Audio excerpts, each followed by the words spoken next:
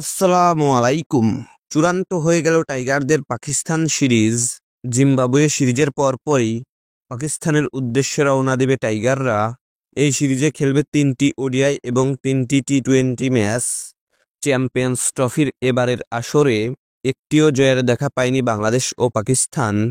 Group পর্বের প্রথম 2টি ম্যাচেই হেরে প্রথম রাউন্ড থেকেই ছিটকে যায় পাকিস্তান এবং বাংলাদেশ। গত টেস্ট সিরিজে পাকিস্তানকে দুর্দান্তভাবে সিরিজ হারায় টাইগাররা। এবারও সেই ধারা অব্যাহত রাখতে চায় টাইগাররা।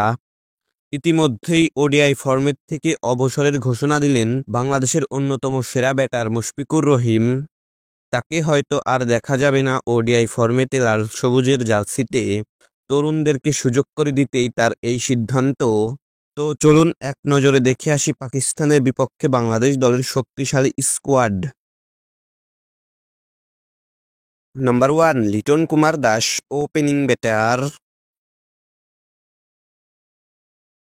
Number 2 Soumya Sarkar, opening batter.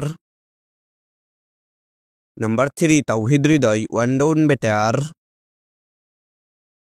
Number 4 Tanzid Hasan Tamim, opening batter. Number 5 Parvez Hossain Emon, middle order batter. Number 6 Jaker Ali Anik, wicket keeper batter.